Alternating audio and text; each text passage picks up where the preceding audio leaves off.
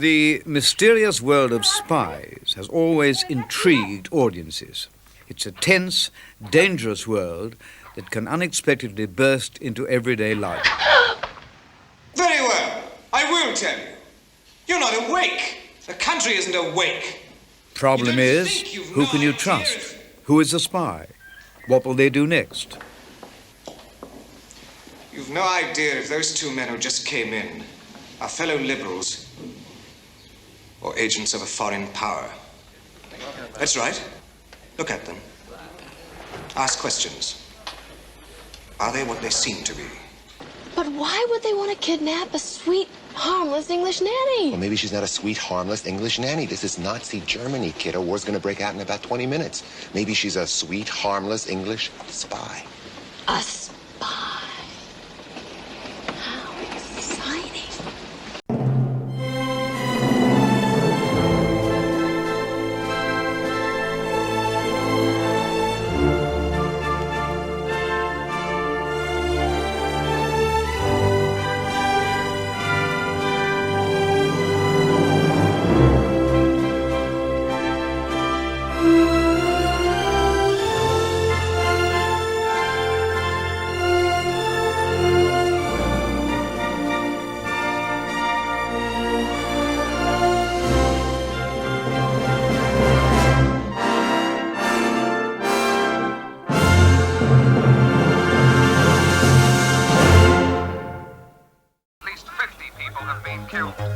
So far, no group has claimed responsibility for the attack. However, a Pentagon spokesman confirmed earlier today they're trying to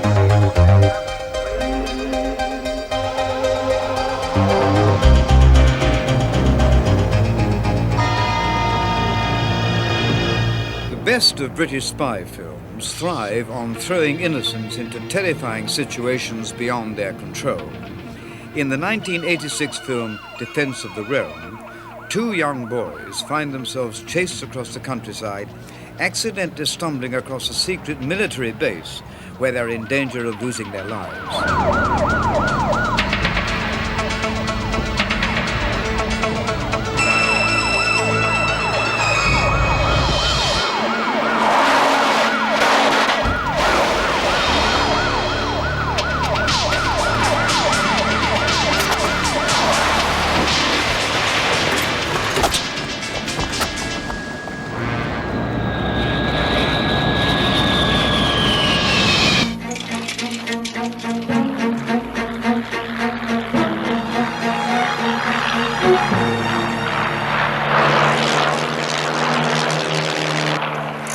In the 1978 version of the 39 Steps, Robert Powell is pursued both by the police and foreign agents, and all for a murder he didn't commit. Even in the middle of the Scottish Highlands, he's suddenly under threat.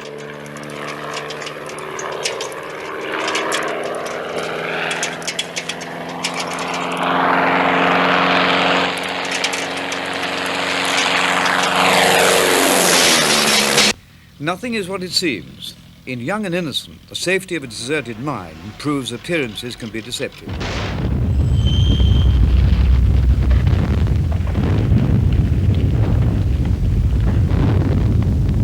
Robert!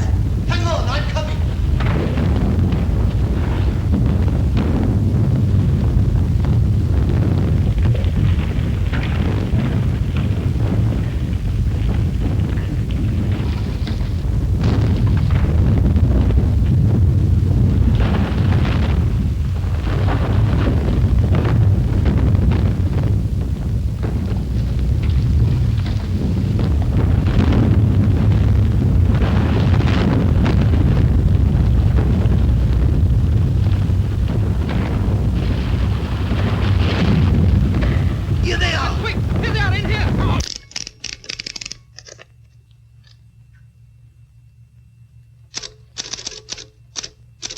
Due to their subject matter, spy films have always proved both controversial and shocking.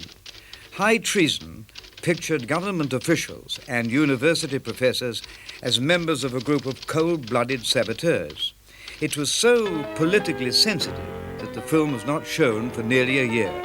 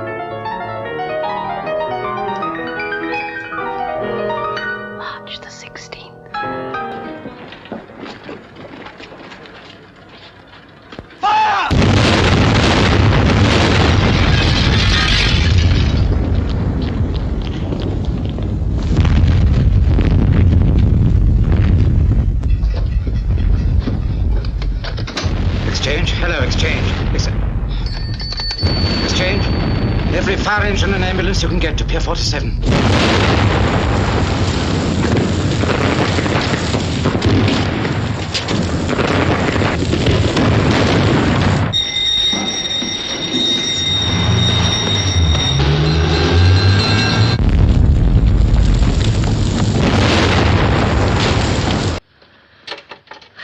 Everything there looks pretty harmless. You are right, my friend. But if I were to mix, say, a little tomato sauce with some strawberry jam, then... Some countries found Alfred Hitchcock's Sabotage so disturbing that it was banned. In the most harrowing sequence, the young Desmond Tester unknowingly carries a bomb that's about to explode at any moment.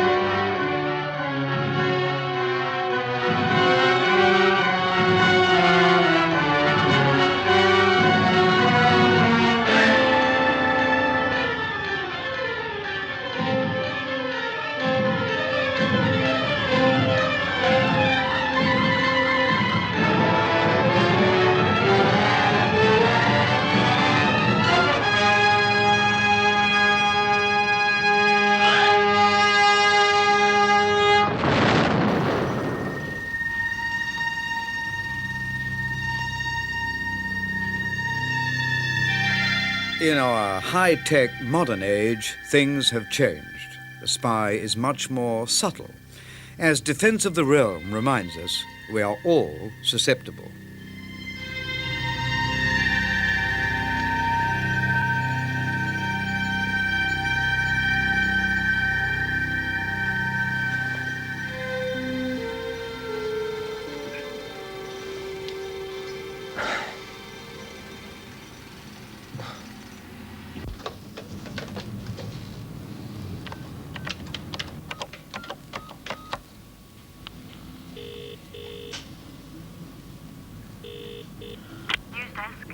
Jack McLeod.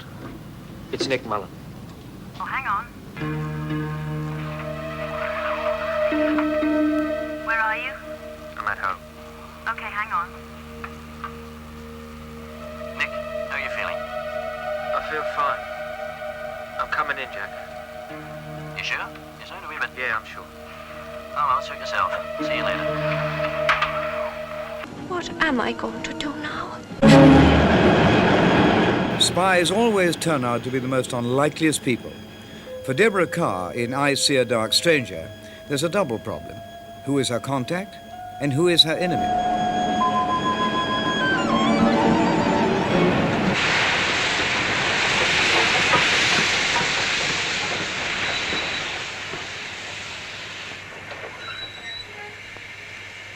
I'm very sorry. We must ask you to get out of this station, please.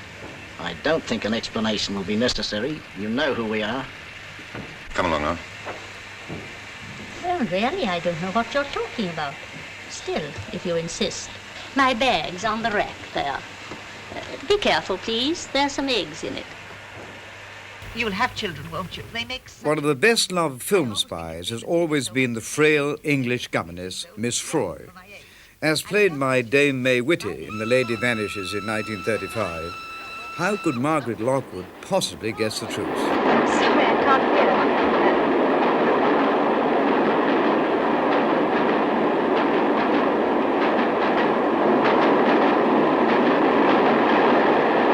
Oh, it rhymes with joy. What the hell? It's only money.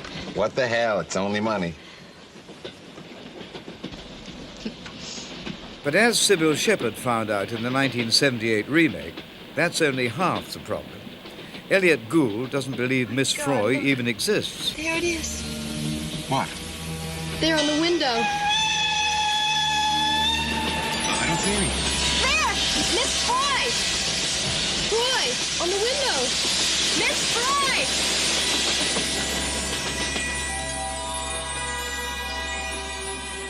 It's gone. Of course, the whole story is totally ridiculous. But then, as the original Lady Vanishes director Alfred Hitchcock used to say, the first thing I throw out is logic. I must take that risk. Listen carefully. In case I'm unlucky and you get through, I want you to take back a message to a Mr. Callender at the Foreign Office in Whitehall. Then you are a spy. I always think that's such a grim word. Oh, what is the message? It's a tune. Tune? It contains, in code, of course, the vital clause of a secret pact between two European countries. I want you to memorize it. Oh, go ahead, go ahead. The first part of it goes like this. Ta-ta-ta-ta-ta-da-dee. Oh, perhaps I'd better write it down. Have you got a piece of paper? No, don't bother. I was brought up on music. I can memorize anything. Very well. Ta-da-dum-ta-ta-da-dee-dee. Hello, the old girl's gone off her rocker. I don't wonder. See? Why don't you fish? We'll swine out, they will go on flying until they kill the lovers. For goodness sake, shut up, Eric. Da-da-dum-dum-dum-dee. That's right. Now we've got two chances instead of one. You bet. You're sure you'll remember it? Oh, don't worry. I won't stop whistling. He's in here, and you know that, too.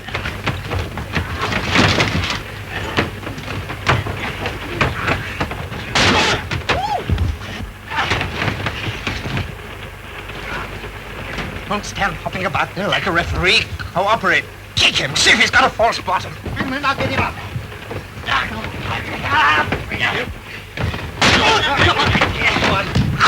That doesn't help. The film's enduring popularity lies in its skillful combination of comedy and thrills. All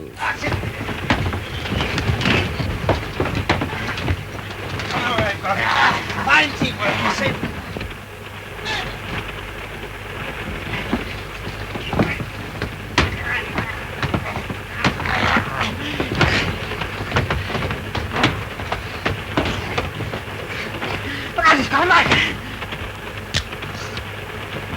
Hold of it before he cuts a slice off me.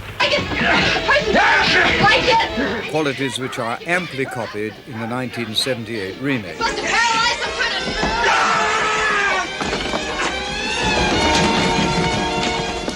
You're obviously a lot better at this than I am. Why don't you fight him and I'll jump up and down and give advice?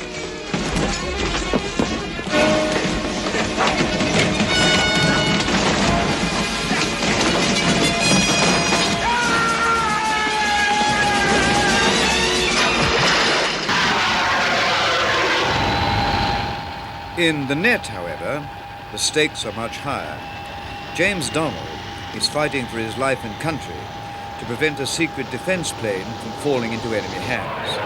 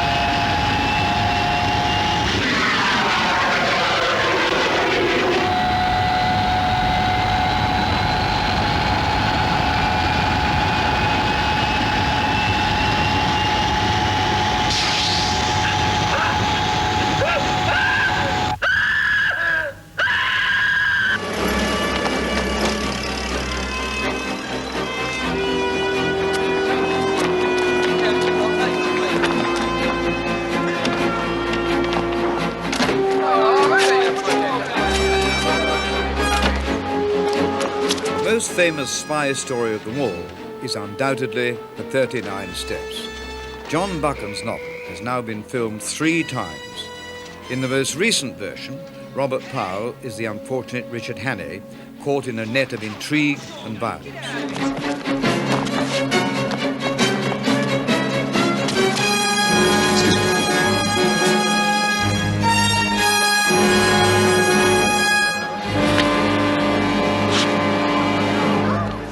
Someone's fainted.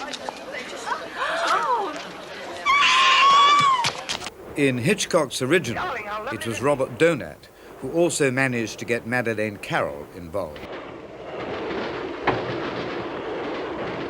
Don't mind having a free meal in there. I was desperate. I'm terribly sorry. I had to do it. Look here. My name's Henry. They're after me. I swear I'm innocent. You've got to help me. I've got to keep free for the next few days.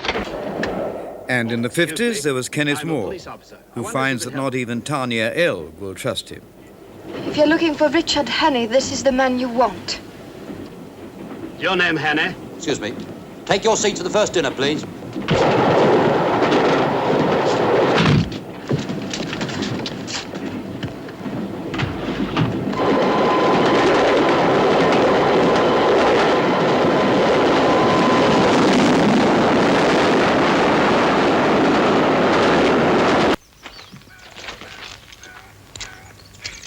As long as you stay, he stays.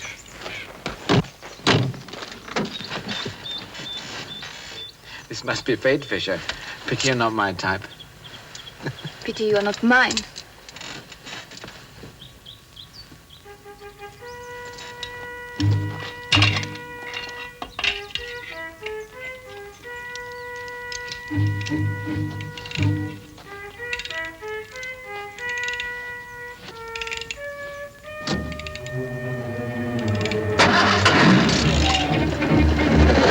Look out, she's going.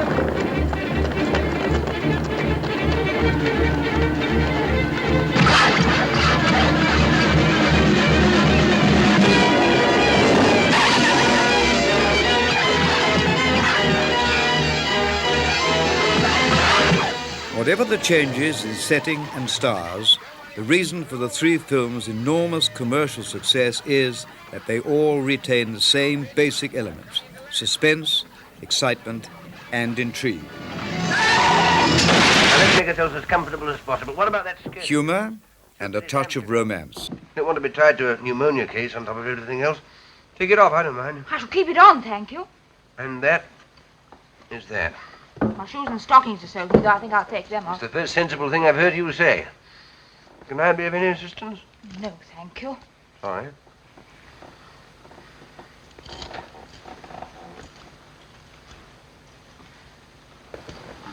Here, hold this. Oh, yes.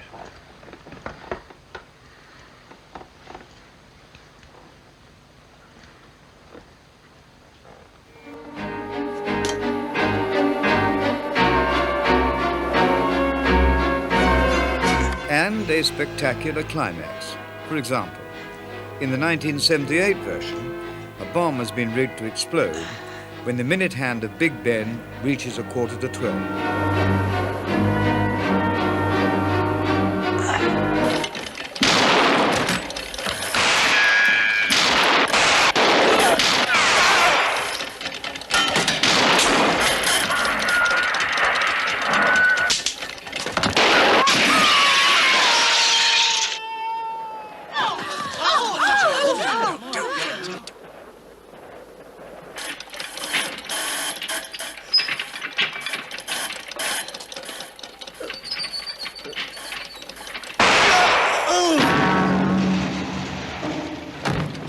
Clive, look after the wounded. And tell Scott to stand by to bring Hannay in as soon as I put this thing out of action.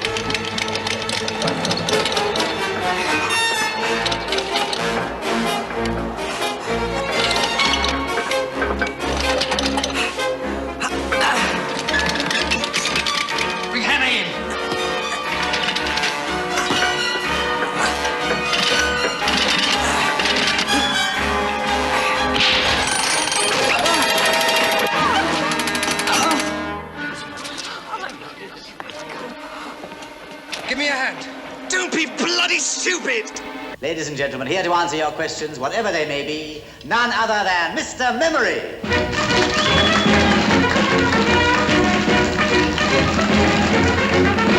Thank you, and good evening, ladies and gentlemen. But in the two earlier films, the solution to the cryptic clue of the 39 steps isn't worked out until the closing minutes. The character of Mr. Memory was an invention of Hitchcock himself, who remembered a similar act from a show he saw in his childhood. For the answers to questions such as... I've got it. You will have to go to the port. Of course, there's nothing missing. But there would be if they got Mr. Memory out of the country.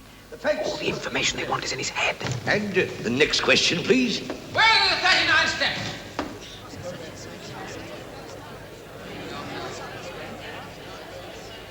Come on, answer me. Where are the 39 steps? No! No, wait, please.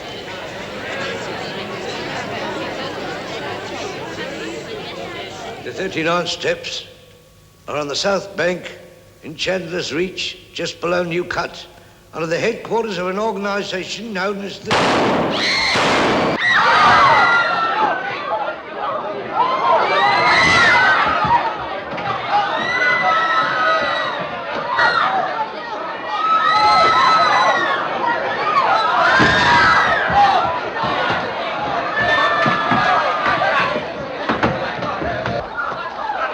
Get the girls on straight away.